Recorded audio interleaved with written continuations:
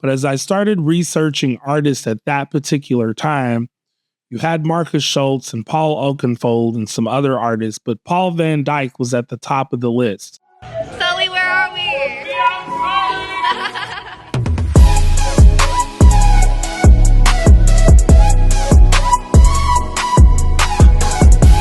Right now it's about 5:02. Chicago is 1 hour behind us, a 3-hour drive. Check into my hotel and get ready for Paul Van Dyk tonight. This is my version of We Outside.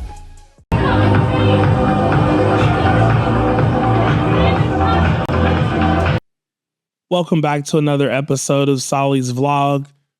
Currently, we're talking about my fall recap 2021. Been to a couple of shows.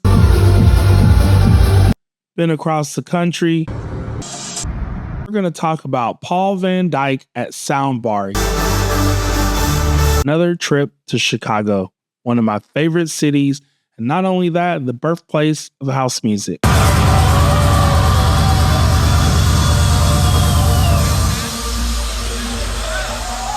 Paul Van Dyk is a trance DJ who started in the 1990s, and he has a show on Dash Radio, which is called Vonic Sessions. You can also find it on Apple Podcasts, and you can find it on Mixcloud. It's a weekly mix show of some of his tracks and some artists that he features. I've been into Paul Van Dyk since the early 2000s. Usually before shows, I always go and grab a bite to eat at one of my favorite pizza spots in Chicago.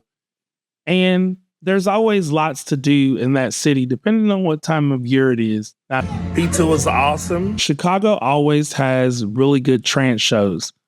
There's not a lot in Indy. There's a few on the West Coast and maybe other cities because progressive house is a little bit more popular in certain areas of the country. And a lot of trance artists are not true trance artists, as some people say. I don't necessarily believe that, but here we go. The show was awesome. Paul Van Dyk has been in the game for a long time, and I enjoy his music all day long. To watch him perform at Soundbar is a legendary thing. One of my other favorite trance artists, which we've covered before, is Marcus Schultz. Another one is Paul Oakenfold. So if your name is Paul and you're a trance DJ, you're really good. Just saying. I'd like to give a big shout out to Peter, Kontor, and Mario Florek.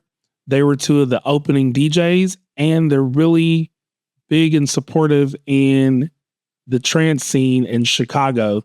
They are actually two individuals that helped me get Trance Central off and running in 2020.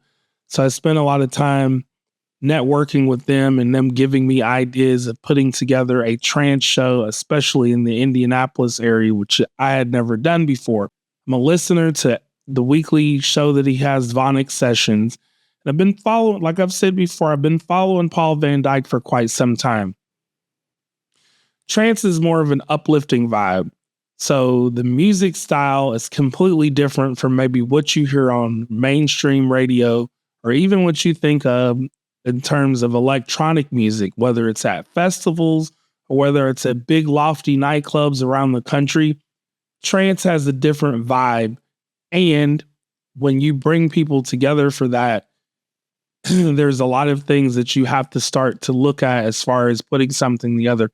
Now, there's areas of the country where trance isn't as big, but Chicago is one of those places where that's Trance Central and people enjoy it all the way through. That's what made this show special. It's the second trance show that I got a chance to see at Soundbar. Now, Gabriel and Dresden do trance as well. And of course, you know, Marcus Schultz does, Paul Oakenfold, just to name a few artists. But I really enjoyed Paul Van Dyk's set because he played a lot of the classics. And the energy in the room is something that I'm really big on, especially when you play something like uplifting trance or psytrance. I thought he did a really good job of bringing the crowd together. The light show was phenomenal. They always have incredible light shows at Soundbar, but I really enjoyed this one. Like I said, Paul Van Dyk did such a wonderful job. And to be able to go to Chicago and see a show like this is always a treat.